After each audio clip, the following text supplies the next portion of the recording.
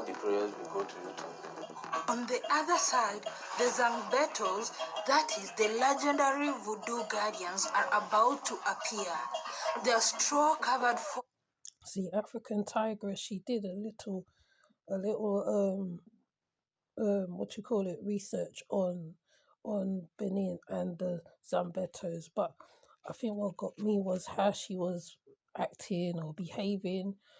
I did come to find out that others has been to the Benin voodoo ceremonies and was looking to debunk whether it is spirits under there or whether it is people under there. But like I said, it's obvious that there's people under there. It's just what she does through this the whole ending of this video is where it gets a bit lost in what you call it, translation, because I feel that she there was lots of things her guide should have told her not what to do, especially when she is in these places.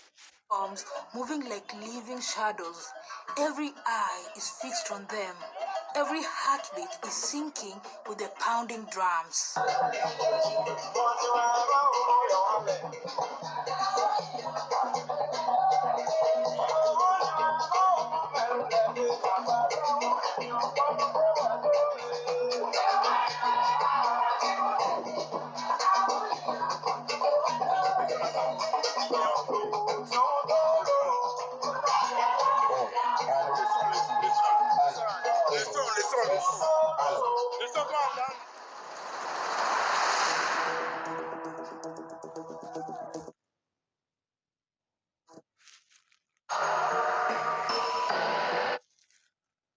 There are two sides to the festival. The villages, where there are no rules or restrictions, and here, where the tourists gather. Every year, on January 10th, people from all over the world come here to witness the largest voodoo festival in the world, held at the Door of No Return in Ouidah, Benin Republic. This is the sacred Iroko tree where people come to make wishes.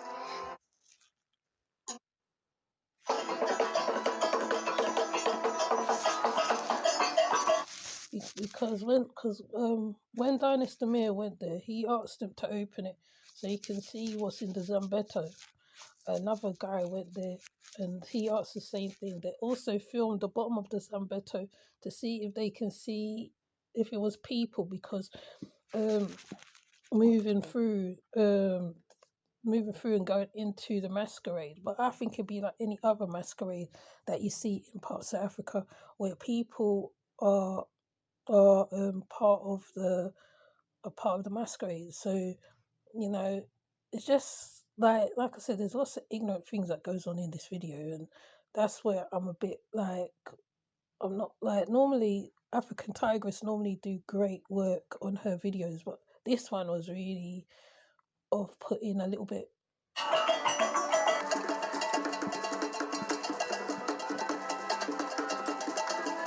For me, the first sign that someone might be inside the haystack is how carefully they are clearing the ground, making sure that there are no obstacles or roots that could cause a person to trip. But we are going to see who is inside when they open the haystack.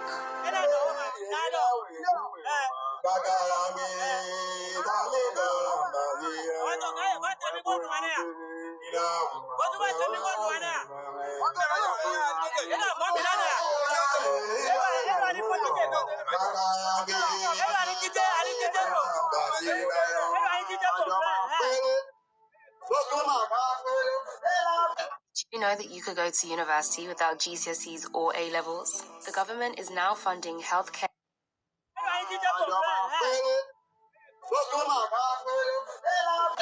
But I'm looking for signs. If I see maybe the feet. See, all this was uncalled for. All this. She's looking for signs. She should have stand afar, because when I researched it, it says you stand afar and observe. You don't go close. But she goes close. Or something like that. That would be interesting. Wait. Do you think think there's somebody in there? There was no need for this. You want to show the people what? We're gonna find This out. was very disrespectful. All these people.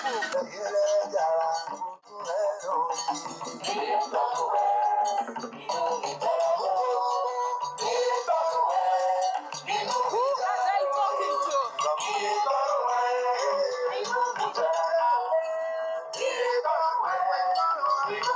Who are they talking to? So they want to convince us there's nobody in this mask. There's someone there.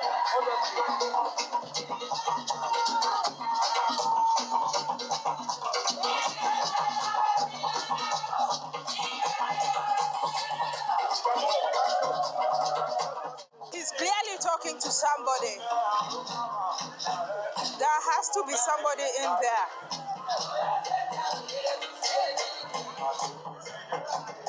And why is he talking like that? Why is he moving like that?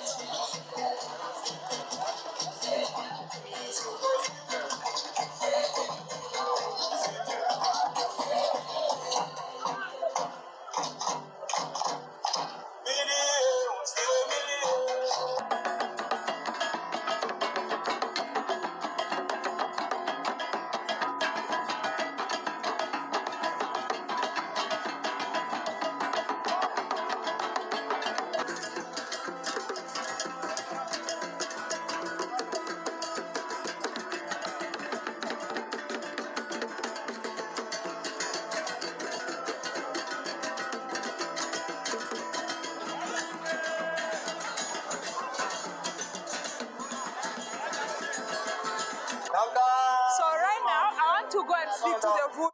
Now, see here, even here, I feel that she should have, like, left it until after the festival and then spoken to find out what was what. But she decided to do this all while this is going on.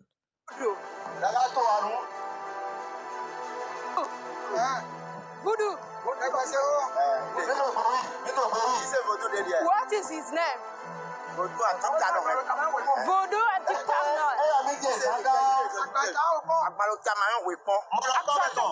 And I feel that some of the people probably was a little bit insulted.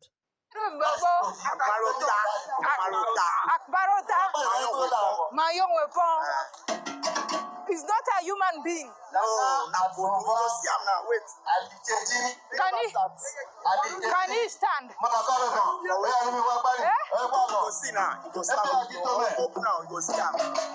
you want to tell me you're very sure there's no human being in here? It's voodoo. Okay, we're going to find out. Money? Voodoo wants money? Yes, sir. Voodoo wants money? Why? The voodoo here wants money. Are you voodoo?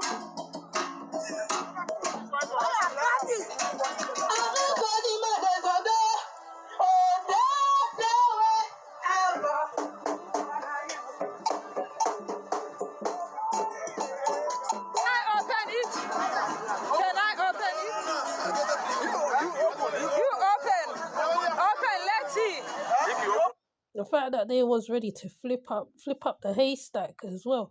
Like, the guys were saying, no, wait for a while, and then they will open it and then we reveal what's inside. But the other guy that she came with wanted to flip up the haystack, which I feel that was a kind of insult to them, because like these people believe in this for centuries, for years and all that, and then you're there trying to like want to flip it up and all sorts. You're not waiting for the men who is like seems like the guardians of the haystack, of the masquerade, to do what they're supposed to do. That's why people stand all the way in the back. You'll see all of the participants are in the back and they're not coming forward. They're not really close to it, really. It's just the ones who is near the masquerade. Finally, they agreed to open the Zegbetos. Now we are about to see what lies inside. Watch closely, you don't want to blink. Surely that colorful thing at the center they call the spirit is big enough to hold a tiny person inside. I believe there is a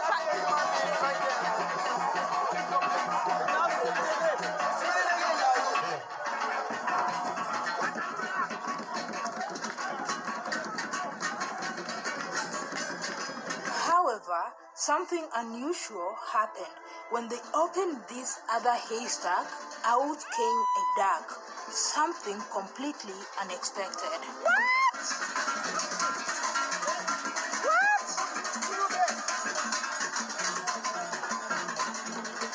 Okay, so he's bringing back the bird. Let's see.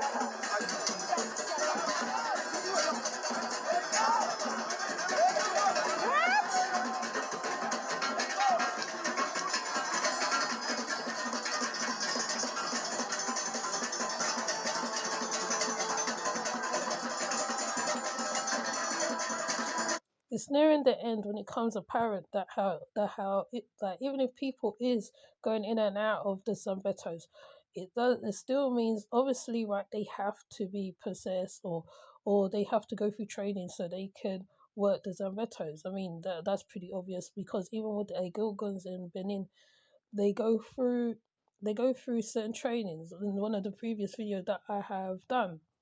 So the fact that she is a maze is kind of interesting. I'm thinking, do not Kenyans have these type of things that goes on in Kenya?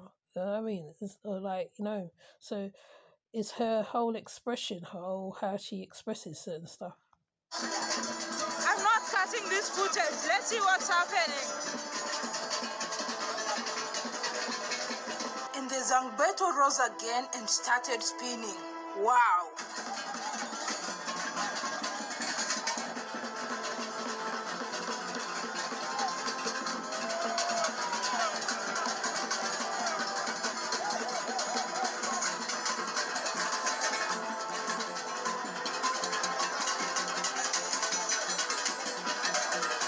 They opened the same haystack the second time and a chicken came out, and the third time a cat came out. Let's see again.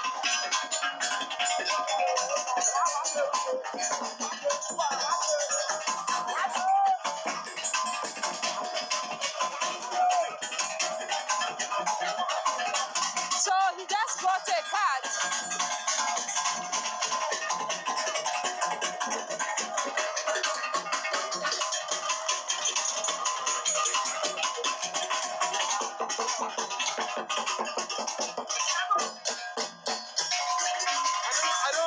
I don't believe it.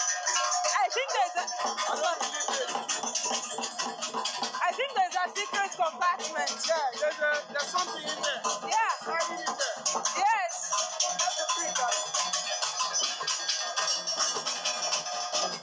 Trying to debunk ancestry worship is interesting though.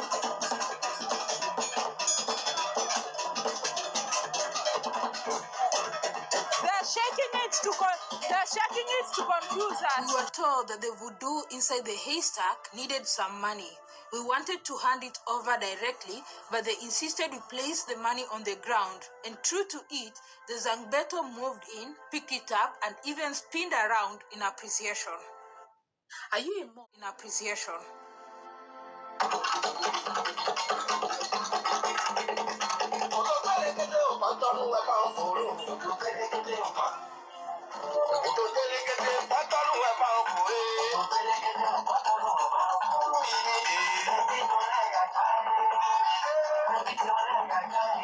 We noticed that the Zegbetos always gathered at a specific corner next to a gate. They would always take a break behind a certain wall. Curious, we flew a drone, and there the truth was revealed. Look at this carefully. Someone crawling from inside the Zegbetos.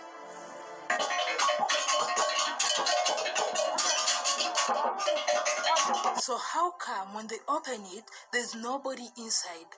Well, this particular haystack has a hidden compartment where someone is hiding.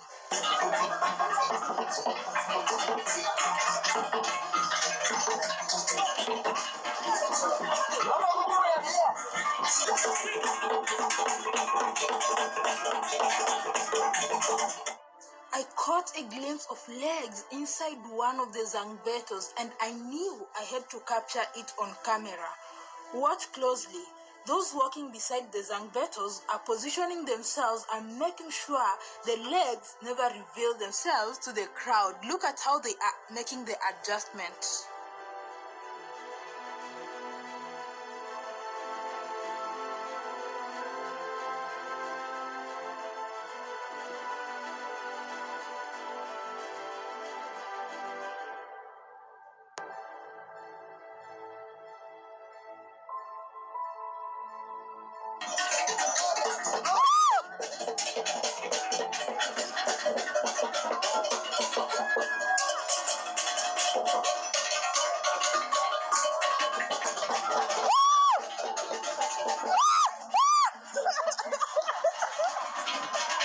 And finally, we captured the legs.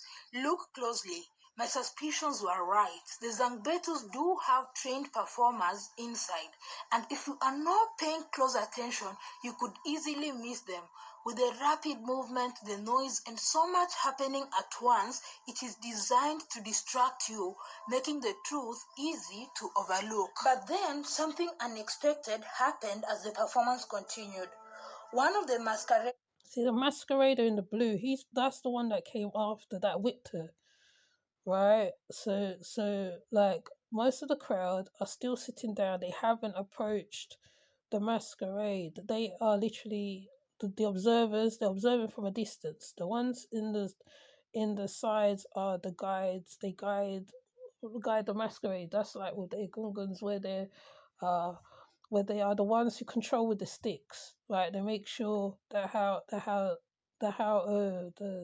masquerader do not, that kind of don't touch people or whatever. So here, right here, this is where it gets really crazy now, because she either ran at the masquerader, and then the masquerader like whipped her on her shoulder. this one that is dressed in blue, suddenly rushed towards me and struck me with his whip. He ran off immediately, leaving the crowd in shock and me in tears. It's been 3 weeks now, and unfortunately, So that was definitely an Egungun that ran towards her. So she should have run away from it. She didn't run away from it. So yeah, that's one of the ones I feel, that's the ones that I put up where they're dancing. The people always runs away. They never run towards it, or they never stand there or nothing. car is still there. Okay, that's it. Goodbye, Benin. And that's how this goes. But it's just like a lot of ignorance that she says in here in the video. So I'm just like, I get it. You are documenting it. You're documenting something. I mean, others have gone to Benin and documented it. I don't see why she had to like try and debunk it. I feel like you didn't have to debunk it. There's no need to debunk it. Many has done it. Been to Benin, um, taken part in rituals and all that stuff, because like, with most things, obviously, right, they got to take part in the stuff before they can proceed to the others, to the other part of the ceremonies. So I've seen loads of people. David being here, he's been here, he's taken part in stuff too, in rituals and stuff, and he's filmed and he's been okay. So I don't understand why she put herself in such a thing. Not only was she was mocking. There was a little bit of mocking going on between her and her friend. Yeah, wanted to lift up the Zambito, right? But the people's telling them, no, don't lift it up. You have to wait and certain stuff. So that's why I'm just putting it on Ocean Rising because this is how certain people look at certain stuff. You know, ignorance has its place in everything, and this is one of the ignorance, and this is where people, even though, like I said, she done loads of research on the thing, which she did. She had loads of information. She spoke about how many people was Christian, how many people was into voodoo, how many people was Muslim. All those are key stuff to know. But it's when you go there and you're literally mocking the priest, when he did the ritual, there's a lot of strange mockings going on, inadvertently stuff said. It's like, there's no need to say that. You know what I mean? And I still believe that your guide should have told you not to stand in certain places in that arena there, where like you would have not got whipped by the Egungun, because I think that's an Egungun that whipped you. I really believe that, and sometimes, right, you need to take care in what you say and how you do things, especially when you're in certain spaces and places, you know. So I'm not going to draw out this reaction. I'm going to leave it right here, and I'll see you in the next one. Thanks for watching. Please like and subscribe.